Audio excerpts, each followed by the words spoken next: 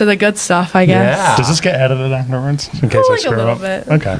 Like Yeah, if you she can do need edits. me to edit something out, just tell me. Okay. When we get to my least favorite teacher part, we can edit that out. Ladies and gentlemen, welcome back to The Scoop. I'm Ava Hanley, your host. I'm here with my co-host, Coach OB. and today we have a very special guest, Bishop Fee class of 2012, Geoff Dion. Welcome to The Scoop. Thanks for having me. This is so Pleasure to be exciting. here. Big round of applause. Huge round of applause. So Geoff is the fan engagement manager for Kraft Sports and Entertainment. He works for the Patriots. He works for Gillette Stadium. He works for the New England Revolution. And he's back on campus today. How does it feel? Good. Like I never left. Has a lot changed? I came to visit last year, and I think the biggest thing is like the robotics and all the STEM Innovation. kind of things, and the esports and all that. That's all new, but it was funny to see all that and then walk back into the cafeteria and be like, oh no, this is exactly the same as it was. Funny enough, the cafeteria will be renovated this summer, so Nice. good time, Yeah. and you'll have to come back next year. Exactly. But a lot has changed, Ava, right? Definitely. Even the past year, I mean, they've made advancements physically with the buildings, and then also, community has changed. Our teams are on a great run. Like some state records are Fanatics. breaking. It's been a great year, and a lot has changed.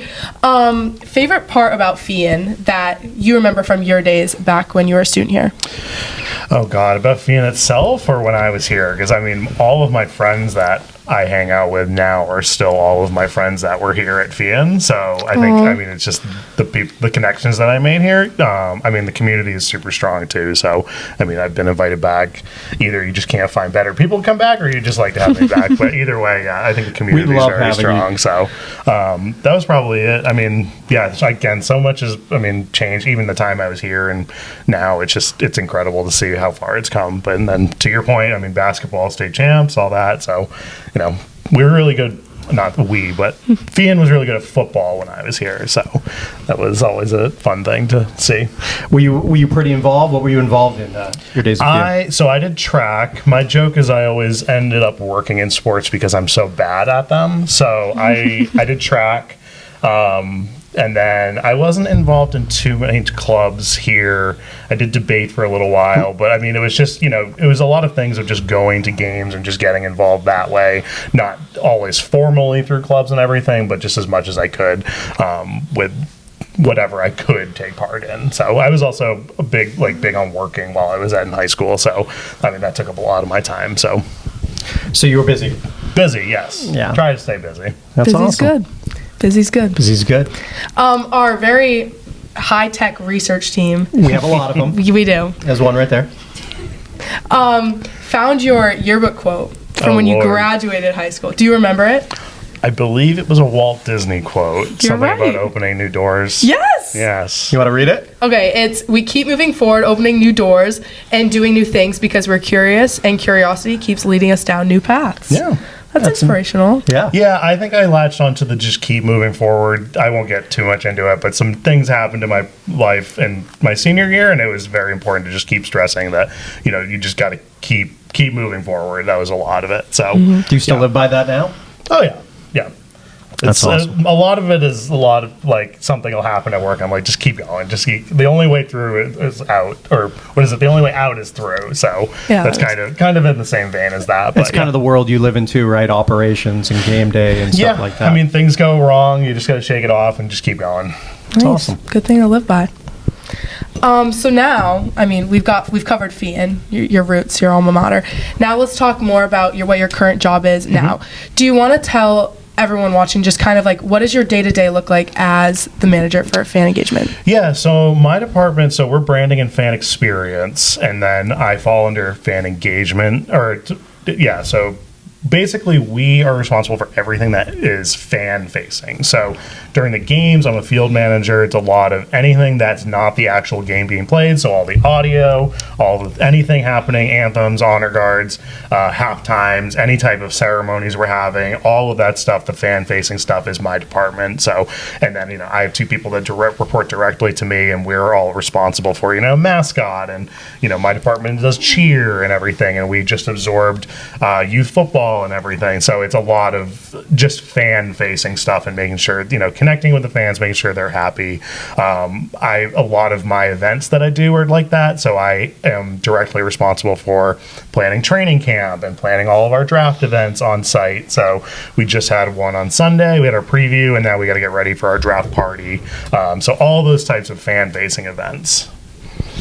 So it's the stuff that I feel like fans and people watching at home on TV, they don't necessarily understand that there's a lot that goes into this to make this happen, right? It doesn't just happen. There's a lot that goes into it. I mean, we're there hours before gates even open, so which is hours before games even start, just getting set up and ready.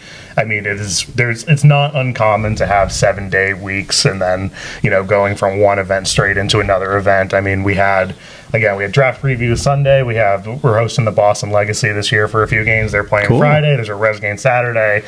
Then we just start all over again. So we're always on. When's the off season? There is no off season really, because especially when you go to the Super Bowl and your time is even shorter. You come back and all of a sudden it's like, all right, you got to turn right around and we got to do Revs in 2 weeks. So there's really not an off season. It's insane. I know. When you do work those games, you were talking about like the anthem and the mascots. I feel like some of those things are pretty consistent game to game, week to week, no matter if it's, football, soccer, whatever it is. How do you keep those exciting and the fans engaged even when it is kind of a repetitive event? Yeah. So when I took over the position, it's not directly my responsibility to book anthems and honor guards anymore, but when I took it over, when I started and I wasn't in charge, there was we had the same people coming in over and over again. And not that those people aren't fantastic. They're all great. But I made a very direct effort to bring in as many new people as possible and try not to repeat anybody over the course of a season, just because, I mean, for us, like you said, it's rinse and repeat for us. It's the same, we got to hit it at this time, it has to be this long, get them, these are all the logistics, the parking, the tickets, all that stuff that has to happen. But for these people, it's a once in a lifetime opportunity. Maybe we'll, be able to bring them back, but we have to really treat it as, let's make it special for all the people that are coming to the game and all the people that are singing at the game for their first time. And even the honor guards, they reach out and they tell us, what a tremendous honor it is to be able to present the colors before a Patriots game, Revs game, anything that's going on. So it's the ability in trying to get as many people that opportunity as we can. And then on the flip side, it helps with the fans because you're not seeing the same people coming in and in all the time. So that's really the effort that we try to make. And we try to keep in mind that this might be I think actually I just had my 100th Patriots game this past season. Wow. Congratulations. Even though, we've done this a million times, this is always somebody's first game that they've never been to a game before, and we need to make it special for those people as well as those season ticket members and everybody that's always there. That's the event mentality. Did you get like a gold watch or something for your 100th game? No. Nothing? No. Just a pat on the back? Yeah, I had to do my own Instagram posts and everything, so. We'll like it. Yeah, We'll retweet. We'll repost it. Retweet, yeah. With the kind of physical advancements at Gillette, with the the lighthouse and that whole side being redone, did anything about the logistics of the beginning of the game change? Not about the beginning of the game. I mean, obviously, installing something like that creates an entire different. I'm not the tech person, but people don't appreciate how much goes into not just installing something like that, like our board, which I believe is still the largest outdoor board in North America. Massive. Yeah. It is massive, but people don't it's not like you can't just go plug in a DVD player and all of a sudden it's just up there. Like, they don't know what DVDs are. Sorry. I got you. You can't just stream Netflix to it. There you go. Airplay. Actually, Netflix is honestly getting outdated too, but there's so much programming that goes into that, and I don't think people appreciate how much it takes to actually get an image up there. My team really looked at the first season that was installed as the kind of run through season to kind of figure out this worked, this didn't work, and then we kind of refined it, and now it's kind of in a place where we're able, it's in a good place that we like the setup, we like how the GIP looks along the bottom, we like how the boxes look and everything. We always have our sponsor obligations that have to get in there, and making sure that all the requirements are met for the game, but people just don't. There's a lot that goes into just getting, the camera feeds up to the board. So the waves with like the scene with the waves and like the lighthouse in the back was insane. We were also there for the Super Bowl. I was just thinking about this. That's my event. Yeah, it's always one of my favorites. MIA. We do, I call and produce all 8 of those games. So was hoping for a better outcome, but it was nice. So were we. Just good to see Fia in there. So Ava was performing as a cheerleader on the field. It was amazing. Yeah, my crew's the ones that they call up to and they go, okay, hit the music and everything. So that's so cool. It's always a fun event on it, and that's going back to like the fan mentality. That's for those kids to be at Gillette for these games is just incredible. Like the atmosphere is always incredible. We try to make it as special as possible. I remember 2 years ago we played. It was our last game. I think Foxborough was playing. I forget who it was, but we were like, it's the last game. We can bump up the music and play with the lights a little bit, and it just made it just absolutely electric, and it was just so much fun because I was like, this isn't something that they get to do every day, so it was an awesome experience. So. Amazing. Yeah. And like even I remember during the game, I mean, we were losing by a million, but pretty quick. Not salt in the wound. Sorry, Coach Jimmy. It's all right. But even like shout outs for the players, like how quick you guys are able to get those up on the screen and the stats like that. I feel like that's something credit to our crew is something that they really worked really hard. Like when I took over MIA, we didn't, again, I don't do all the technical stuff, but we have a really dedicated team that was like, oh yeah, we can get stats up there. Like we can do that. Like we can, and it helps a lot because it's the same feed that broadcast gets. So like it helps them and it helps everybody in the stadium. So a lot of people worked really hard to make that happen. So it's really cool to be able to go to live stats and everything. Did you go to other games like locally or around the NFL or, soccer? To see what works, and maybe that's not just for the scoreboard, for everything fan engagement. Yeah, so I've actually taken part in an NFL peer review program. So I've been sent to Pittsburgh, Cleveland, Buffalo, and Charlotte to see games, and it's a process where we both give feedback to their game presentation team, and then we also take our own things away from it. So it's a really cool program that I've been able to take part in. So again, really cool. All those stadiums I went to they were awesome. I was really surprised by like how nice like Cleveland was and everything. It was just not where, especially from an NFL perspective, you just don't think. But like all of the stadiums were cool. I think Bank of America in Charlotte was one of my favorite stadiums I've been to. It was just their theming outside with their like Panther. It's just awesome stuff. And it's always stuff I go back and I'm like, we got to do this. Like we got to get like this big statue out here or something. And they're like, whoa, where's the money coming from? Yeah. But it's always the money thing. Yeah, no, we do a lot of. But now it's also a thing where if I just go to games, I am just looking at boards and being like, oh man, they only have 2 ribbon boards. Yeah. Oh yeah, it completely changes how you look at the game. So, especially like going to an arena versus going to a football stadium. We were out in Denver. We went to an Avalanche game, and that was a whole different like experience. But just like looking at, and there's a lot of things where people will come up to us, like they'll come up to our team and be like, you should do this. I think the best example is when the Vegas Golden Knights started. I was just gonna say this. They did the projection mapping on the ice, and they're like, that's so cool. You should do that at Gillette. And we're like, yeah, that would be awesome. We don't have ice. So we can't really do that. It doesn't really work like that on grass. So I'm sure technology will advance where it will, but yeah, it's always really cool to see what other teams are doing. So. Especially like I know for Vegas when they sing the national anthem, they all scream "night." Yeah, like stuff like that. Which just little like it's just like things about like that the local team latches onto. It's always interesting to see those things that they do. Even the Avs goal song, I was like, oh, this is really cool. It's like I wouldn't have ever thought this would be a goal song, but yeah, that's pretty cool. So you can't really enjoy a game anymore. You're always working. It seems like. Well, I've enjoyed the game, but it's just you notice little things now. That's cool.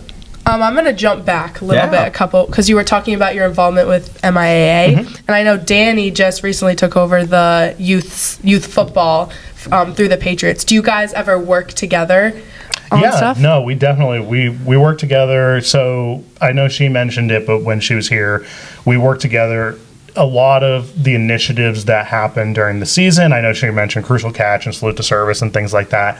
I know that she mentioned those, and like that was a lot of her team working with my team. And then specifically, Danny and I have worked on during preseason games. We bring in youth football to do. It's usually like Pee Wee football, but we do that to do during halftime, and that was Danny's team going out and getting these people, bringing them in, and then my team was responsible for getting them down to the field, getting them on the field, running through everything. So, Danny is working. I might screw it up. Sorry, Danny. She's pretty exclusively on youth football now, and she's actually just recently moved into our department. So we worked good, before, and now we're even better together in the same department. So, she's done a lot of work on youth football and really made it her own. So it's pretty cool to see. Nice. Congrats, Danny. Go check that episode out if you haven't seen it already. It's amazing. Do you want to move the next one? What do you got? No, keep rolling. This is great. Unpredictable weather. Yeah. Yes. That's how does that impact everything you do? So, it is. You really hope and pray for good weather, especially during the season when you do certain events. This year we were really lucky to be able to do a corgi race during a halftime, and I can't even fathom what we would have had to do if it had been absolutely downpouring during that. But we are always prepared. There are a lot of protocols in place that are like, okay, this is so even like parking and everything. There's things that it's like, okay, inclement weather, like this is what plan is going to go into place, and then we always have to request equipment for things, and I always make sure even if there's a 20% chance of rain happening, we plan for equipment that is available for rain. But as football is rain or shine. It takes lightning is one thing that you don't mess around with, but I mean rain is never going to stop a football game, so you just have to adjust and go around it. There's one anthem singer we've had that I always joked with her because her first game was like a blizzard, and then the next 2 games she came for, it was just pouring. So she eventually got a good weather game. But those anthem singers, they're troopers. The best one was we had an orchestra come in, and it was raining. It was actually, I believe it was for when Brady came back when he was with Tampa. And I was worried because they had a bunch of, string instruments. I was like, I don't know if you guys are I'm not going to make you go out there and ruin your just equipment. like little umbrellas. Yeah, they were absolute troopers. They what they did is they asked for a bunch of trash bags, cover the instruments. And they were like, nope, what we're going to do is we're going to go out. As soon as you tell us to get on the field, we're going to rip them off. We're going to do the anthem, and then we're going to put them back on. And they were awesome. It was one of the best anthems we had. So you're down to the second in terms of the anthem, the flyover. Yes. We want to hear about the flyover too definitely. from the playoffs. Yeah, there's a lot of, as you can imagine, especially working with broadcast, but there's also a lot of rules that you have to follow. Like these certain things have to be done in this amount of time and everything, and it's always trying to hit those timings. Yes, flyovers are difficult. They amazing, are though. Yes, Amazing. we've been very lucky on the groups that we've been able to work with for the flyovers, and then we did have that Coast Guard one during the playoffs. They nailed it. Great job, Coast Guard. It is difficult on the timing, but usually what we tell them is I say, okay, this is what time of the anthem is projected to start. And what we do now, going back to the lighthouse, is we actually put them up in the lighthouse because the flyovers run from north to south, and the north is the lighthouse. Okay. So we actually put them up in the lighthouse so that they can see the approach.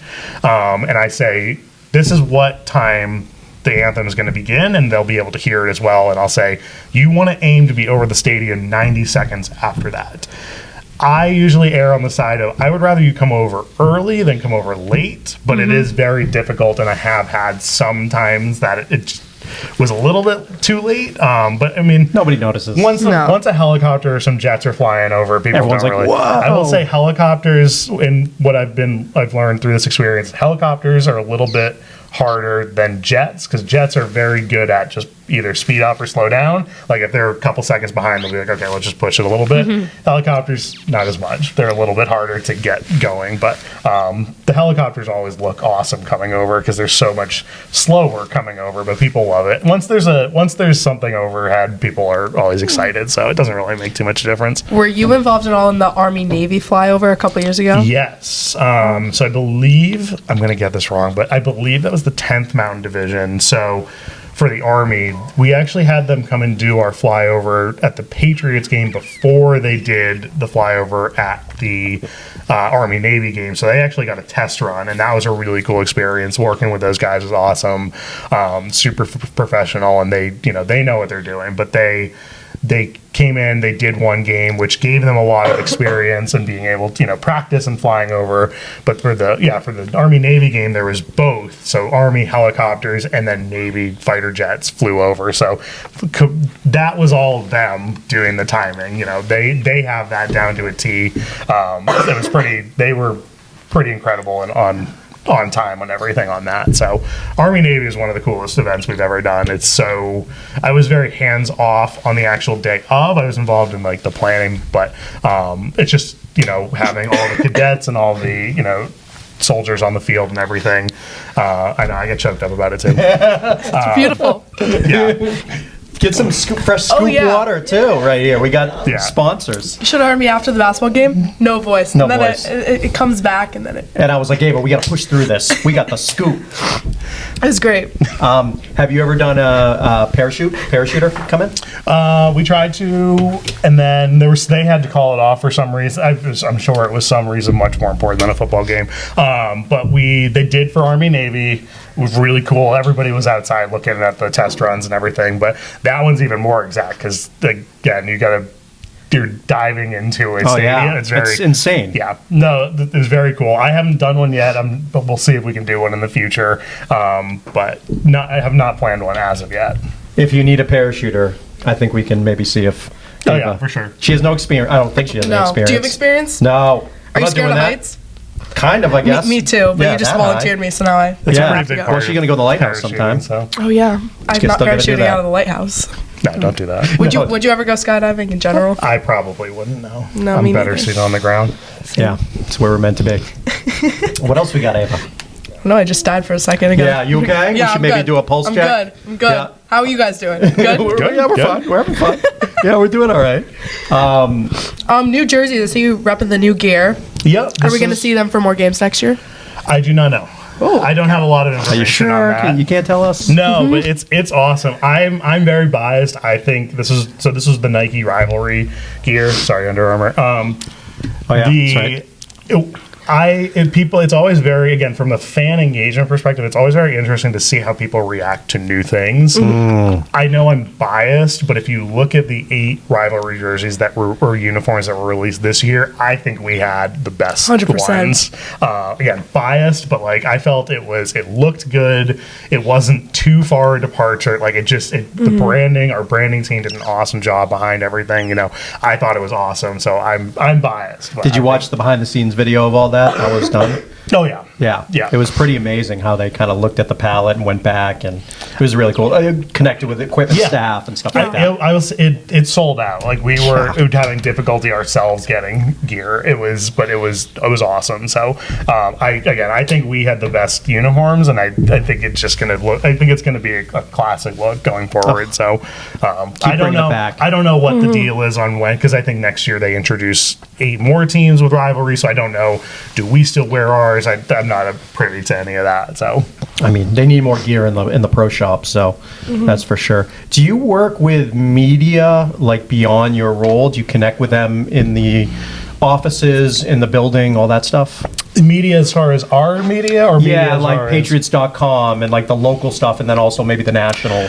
Yeah, we work with, I'm trying to think, the most recent thing that comes to mind is just Super Bowl. Is we were very privileged in being able to have one of our rallies that we had the night before the Super Bowl, we shot an episode of Patriots All Access live from a bar that was right outside of the Chase Center in San Francisco, and then we worked with Mike Reese, we worked with Steve Burton, that because they're part of the show and everything.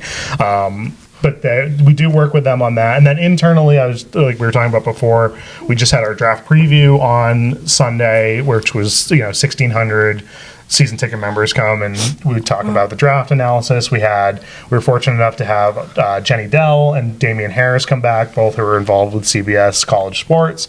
Mike Dussault and Evan Lazar from Patriots Unfiltered were there. And then, of course, one of our personal favorites, and awesome voice of the stadium, like Sarge Riley was there, hosting and then taking part in the media panel. So yeah, we work with them on different things and where we can fit them in. But they're always, honestly, all the media personnel I've ever worked with are awesome people. So and now this one, we're available next year for the draft party too. Yeah, we'll get you guys out. We'll come back.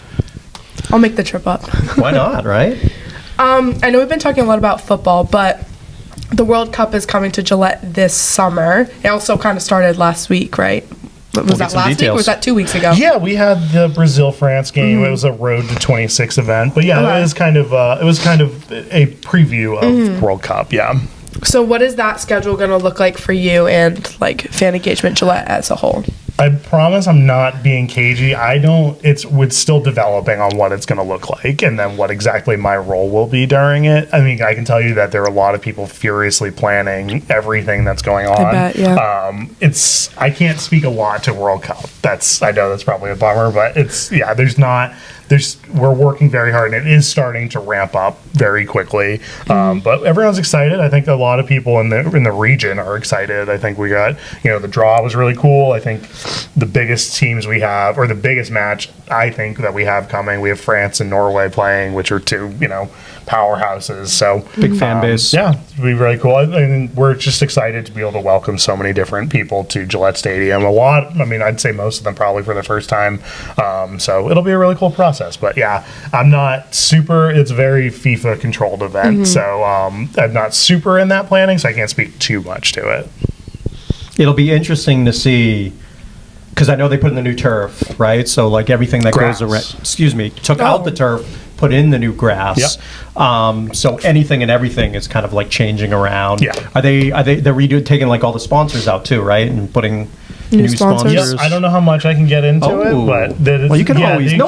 No one's listening. Censor. Yeah. No, I'm kidding. Yeah, no, it is FIFA. Again, FIFA is very protective of their brand, so I think it's been published that a lot of things will have to be covered up, and it has to be FIFA sponsor and everything. So it's a lot of work again on our ops team and our field crew team on getting all of that set to go. So I think it's going to be very interesting as we get closer. Well, I think of it too. It's changing gears. The new practice facility. Are you in there? Have you seen it? It looks awesome from the outside. It looks awesome from the outside. I think we're going on some tours of it next week, but it looks awesome. I know it's, I believe New Balance has the deal for it and everything. It looks great from the outside, and I think it's going to be a big plus for.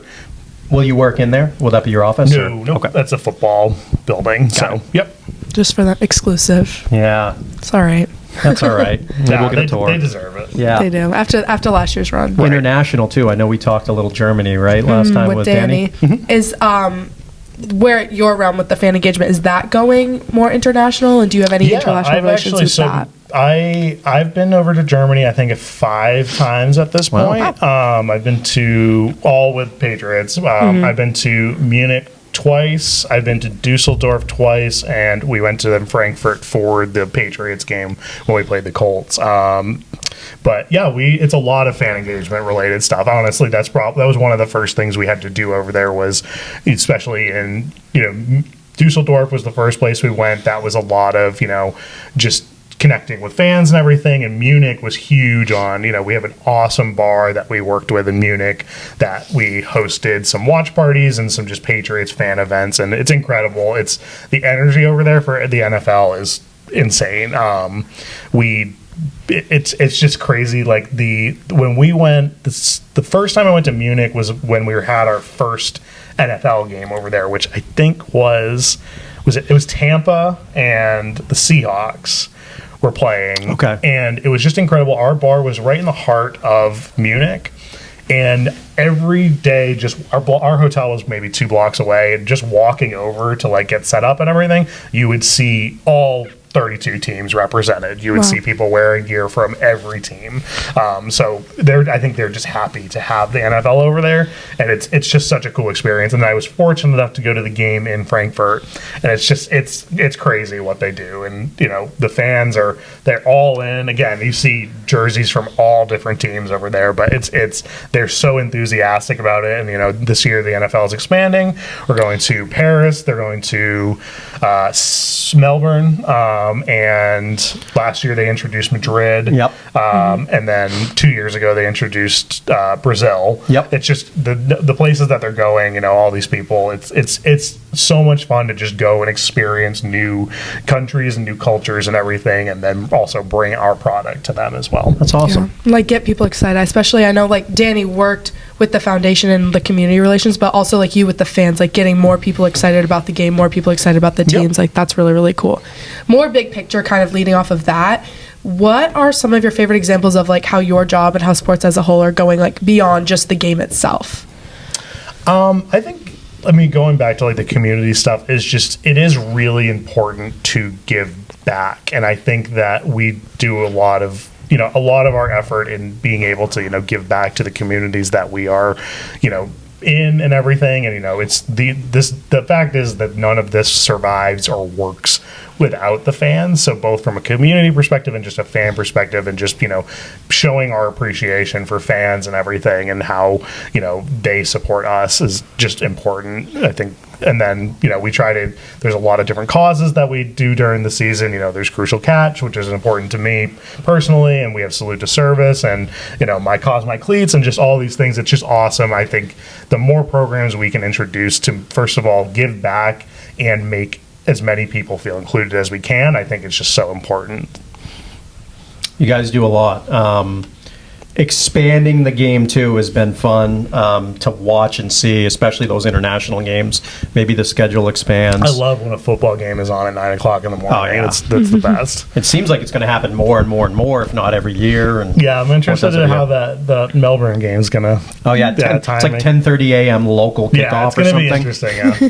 Yeah, that'll be fun. Are you going over to that, Ava? No. No. Australia. I volunteered. Nobody took me up on it. But. Maybe are the Patriots playing in Tennessee this year? Maybe I'll go to that. Oh, We'll have to check the schedule. I forget if I don't even know our road opponents off the top of my head. So. Have you started to work on next year? Yeah, we're getting set for next year. Right now we're in draft mode, so it's draft. And in the postseason, it's draft, and then we go into training camp, and then we really go into the season. We'll start gearing up. My team is already starting to look at anthems and honor guards, and we've already talked about halftimes and stuff. Nothing solidified, but just to be ready for when we need to immediately hop into it, especially with World Cup, because that's a new thing in our schedule that we have to be prepared for. What does that transition World Cup to the NFL season?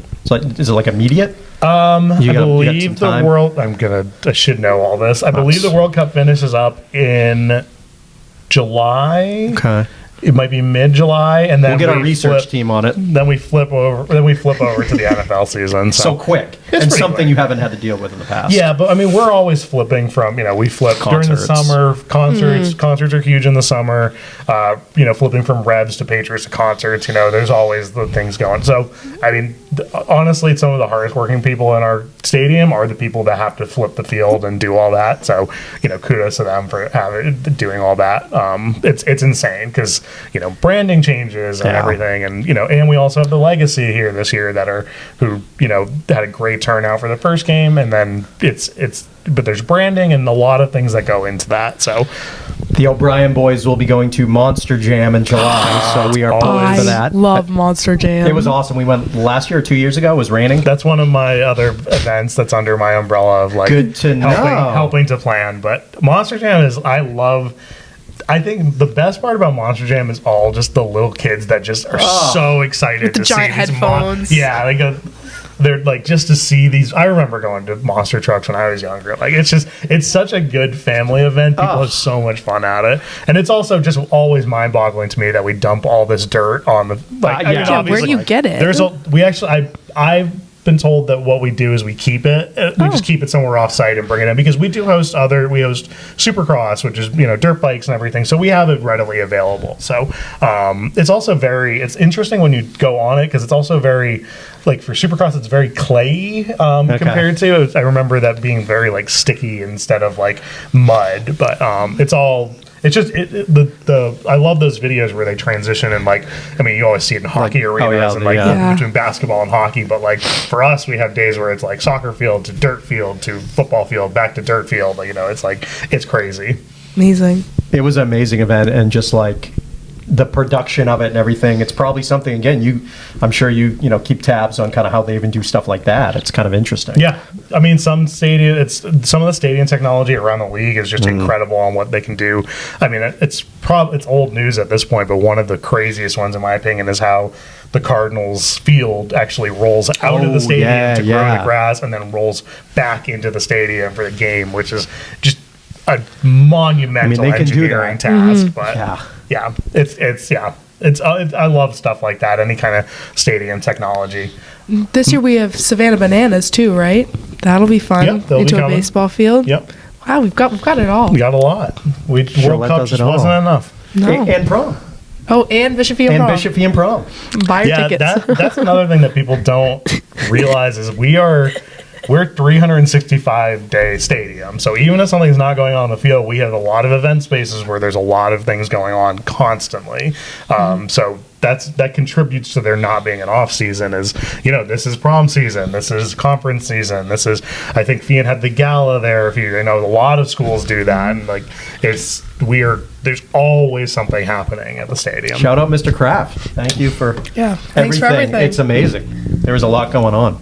We got probably 5 minutes left or so, Ava. Any final questions? What do we think? I guess this is more of like a me question. Yeah. But going into the sports world, working in sports, no matter if that's communications, being an athlete, like working with fan engagement, working in management, how does the sports world, how is it so much different than working in any other field professionally?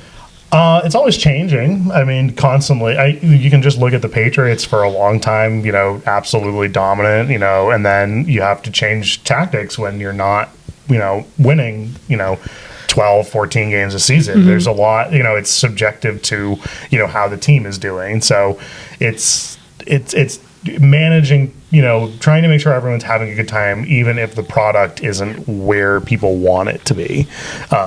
So I think that's the most difficult part of it, is just there's always these standard things that have to happen, but a lot of it is very subject to what the environment and landscape of the league is.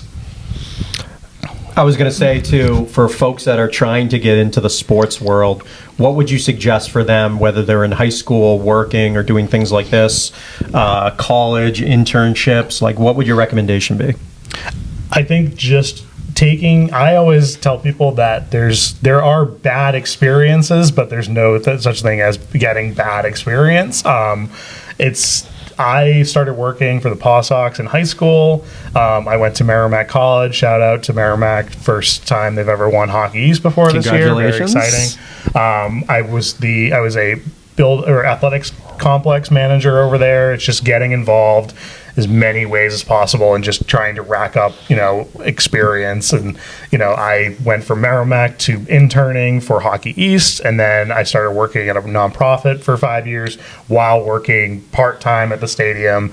And then eventually a full-time position opened up and I was able to get into that. But it was just because, I was constantly focused and asking, I want more experience on this. When I started with the Patriots, I was just a flag runner. I ran out of the tunnel ahead of the team, but then I gradually kind of evolved into more of a production assistant. I bothered my boss. I said, can I work Revs games? Can I work Revs games? Can I work Revs games? And eventually, after a few Revs games, I said, okay, can I just have a full season credential now? And they were like, sure. And now I'm in this position. But it's just what we look for is people that, have passion and have drive, but, are willing to get experience in a lot of different areas. The best people to me that I have, I'm able to apply to a multitude of situations, because as we were talking about, it's always different. There's always something new going on. And, if I can apply someone to something because I know they have experience in this area, it's a lot easier for us to, pull off an event. So just constantly gaining experience, looking for opportunities, and, not being shy about